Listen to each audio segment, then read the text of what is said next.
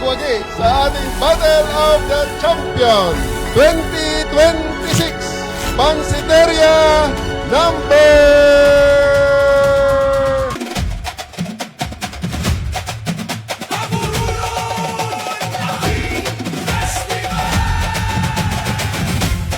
Pansit, as everyone knows, in Tuguegarao is a staple. For Tuguegaraweños, pansit is life. Very significant for us because it's part of our daily life.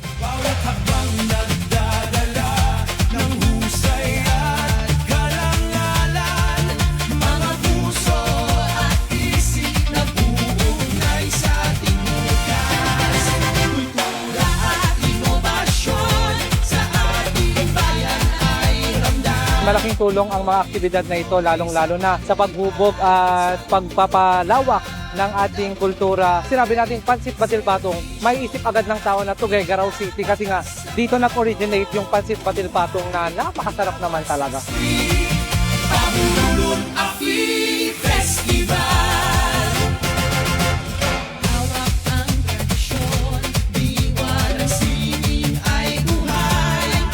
We hold the Pansit Festival yearly to remind people and to show people na, hey, ito ang pansit ng Tuguegarao City.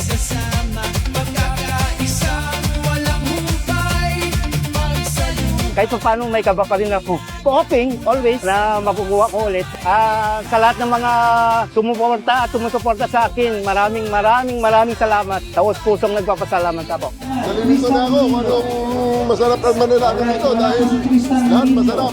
Medyo nahihirapan tayo kasi kung titignan natin, isa lang yung itsura ng pansit. Friendly competition naman siya. Titignan mo yung buong crowd, lahat sila is into the, into the competition itself. Nag-enjoy ako kasi tuwing naglalakad ako, very welcoming yung mga tao sa paligid.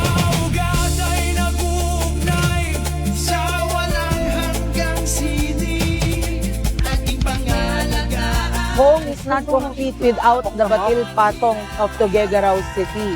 Wherever you go, wherever you are, parang makita mo lang ang picture, ang video, you instantly think of home.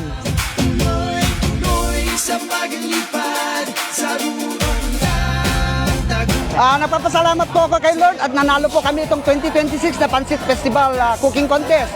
Bumalik na naman po ang dating champion. Sinarapan namin at saka may presentation din kaming ginawa para magandang tingnan yung pansit at saka masarap talaga yung pansit namin ngayon.